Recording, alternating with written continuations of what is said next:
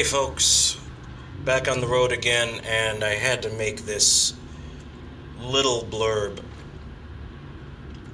I was looking at an old video of James Randi when he was debunking Peter Popoff on this PBS documentary that came on when I was little.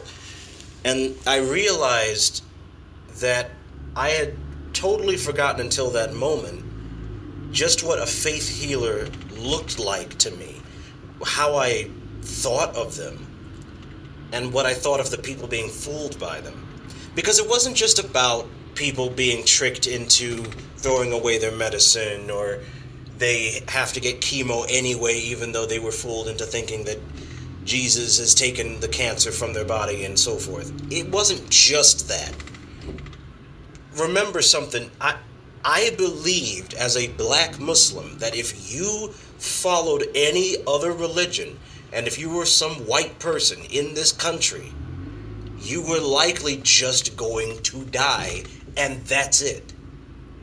No resurrection, no coming back from hell, no heaven or hell to go in the first place. You just die and that's it.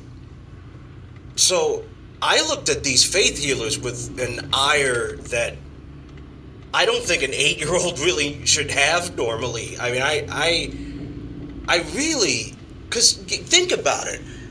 I don't know if I can properly express this, because it's weird talking to an audience that didn't go into this religion. You are being fooled by a Christian faith healer. And you are going to be not only duped out of money, time, energy, medication, whatever. Like, you don't go to heaven or hell. You're just ashes. Like, that is, I mean, it's one thing if you're, if it's one thing if you're a Christian leader and you believe in it and you love Jesus with your heart and soul, and you really have bought into it. It's another if they know that they're lying to people. They will die in an inferno that will engulf the entire country and ruin the world. And that's it. They're a cinder because of what you've done. Little 8-year-old black Muslim sitting there like, oh my God, do you understand what you're doing? I hated them so much. What are you going to do about it as an 8-year-old, 9-year-old, 10-year-old? What are you going to do about it? Oh yeah, they're going to listen. The little white kid in class is going to be like, oh yeah, this little black Muslim kid thinks that all those bad things happen to me, so I'm going to switch. But no, they're not going to listen to me. So I just have to watch this. These are classmates. I didn't hate them. We played at recess. We had lunch together. I don't want these people to be murdered by some fireball from the sky just because they believed in something slightly more far-fetched than my nonsense. I didn't want to believe that. And yet, what are you going to do?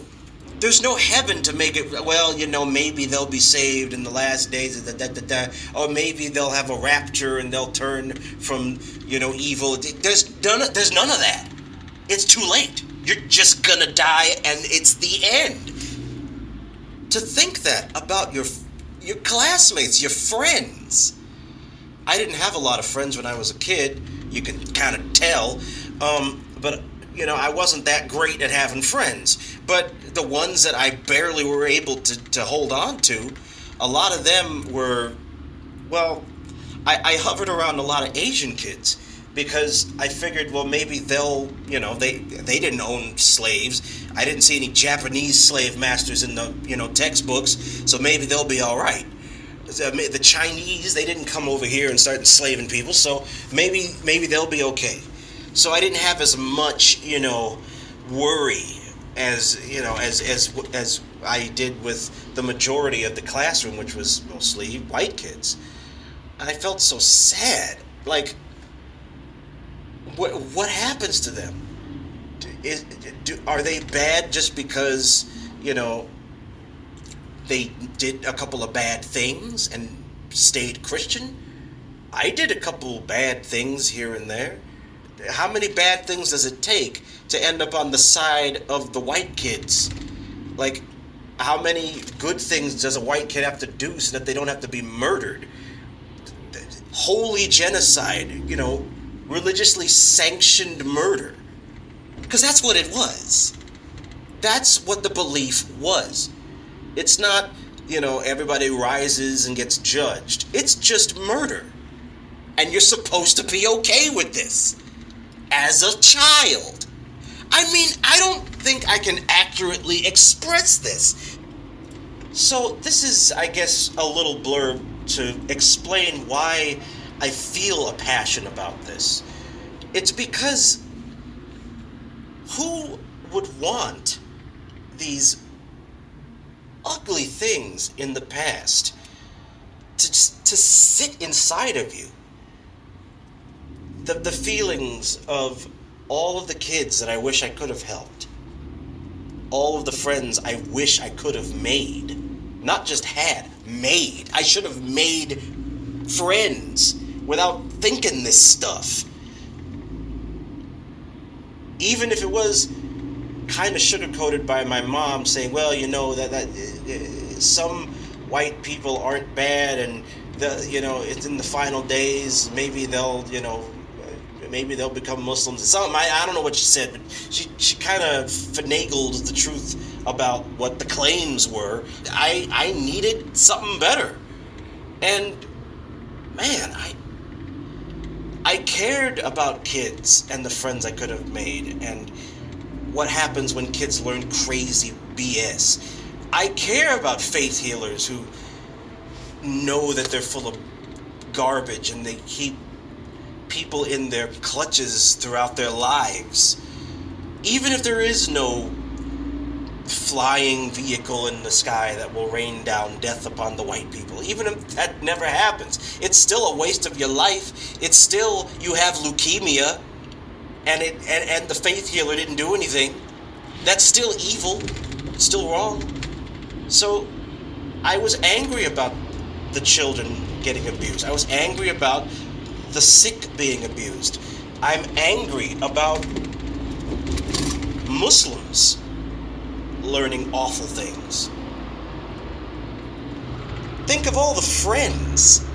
Think of all the faith healers. Think of all the Muslim people. Nothing I can do.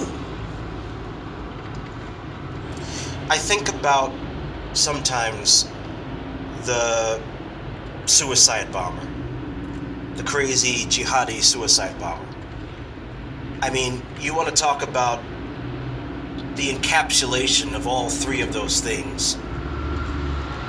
I mean, you have a sort of faith healer style belief where somebody tells you that all you have to do is believe and the awful things that happen to you will be rectified. It's not the same thing, but it's a little similar. And then you have it where they're being taught this crap when they're younger. And then you have it where they learn a bunch of Muslim things that are just absolutely backward. I mean,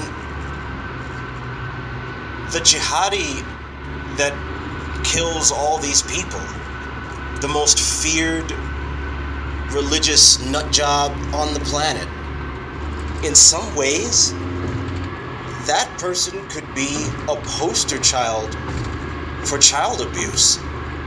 It's just crazy. It puts my childhood in perspective because I certainly didn't get nearly as much abuse as that person. And I am not trying to say, oh, that makes their suicide bombing okay. Please don't think I'm trying to say that. I'm saying that usually the ones who do a lot of damage, maybe not the most damage, but the ones that do a lot of damage without regard for their own safety or others, those are usually the ones that have gotten abused the most. Do we really want another generation of this? So that's what makes me passionate about this stuff. I hope it made some sense.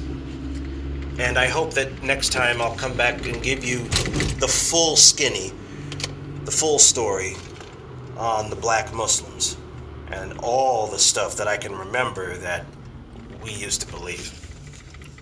Thanks, guys, for listening.